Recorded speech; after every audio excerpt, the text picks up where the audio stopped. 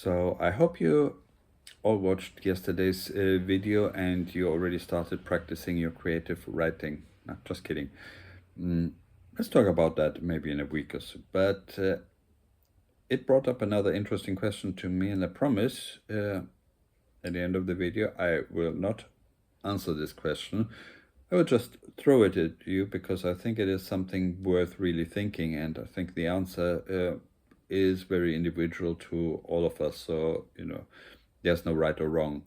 And that is, should I be Leonardo da Vinci? I explain. Uh, should should we all be generalists? Should we be, the universal genius that can do, everything from music to inventing to painting to, what have you? Or should we be specialists, focusing on fewer things and getting better at them? So, but you know the sayings, of course. The one you might call the specialist a one-trick pony, which is obviously not a good thing. But then again, the other side will call the generalist more of a jack of all trades, master of none. So what is actually the answer? What should I be? And if you listen to my videos, then you think I am teaching you to become, not just designers, but photographers, creative writers, poets, project managers, what have you. But let's go back to the other side. There is certainly an advantage of being the specialist, being laser focused on one thing. And I do have a good example. For example,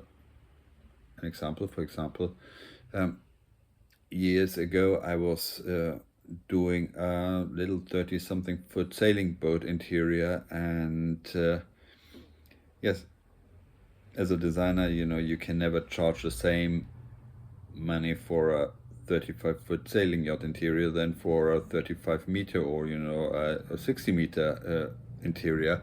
It seems quite obvious, but you still have to put the same things into a smaller room. So you would actually think it requires more thinking. It makes, to some respect, more work. And more work, charge less, means less profit. So how do you do that? Well, if you are a specialist, you have already, done this kind of exercise in your head at least many times, and you are just adjusted to the actual situation, which means you do have a couple of solutions already in the drawer that help you working faster.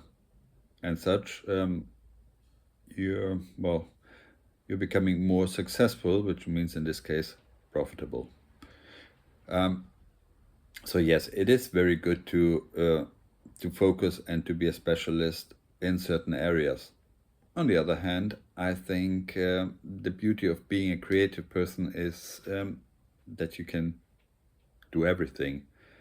Once you're creative, the world is your playground, I think. And in order to be a designer, a full-flavored designer. I wanted to say full fat, like milk.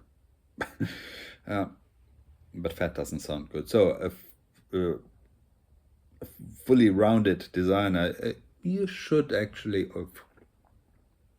again, sorry, 2 steps back, a fully rounded creative, you should indulge in all sorts of creative activities, because everything is connected. And if you're better in writing, you become better in drawing.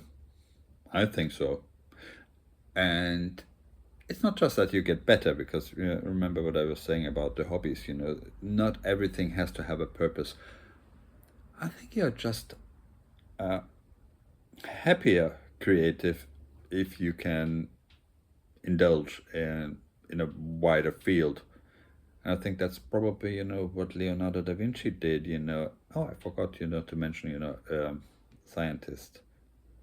Although I don't recommend actually sneaking into the morgue and cutting bodies open just to learn more. Yeah, I think he did it because he was naturally curious, and and curiosity, as you know, is one of the most important traits of a designer. So he was curious, and he was happiest when he could indulge in whatever came to his mind. And I think that still applies to us, even if we might not be the same level of genius. But we should have the same level of curiosity, and and the passion to apply our creativity to whatever comes to our mind. So I'm definitely firmly in the camp of the universalists, generalists. That's the word. And I think you should broaden your field as much as possible. So yeah, follow Leonardo da Vinci, and also follow me. The subscribe button somewhere, just for more random thoughts that might or might not help you, but hopefully entertain you. Hit the like button, not the like, and I'll see you next time.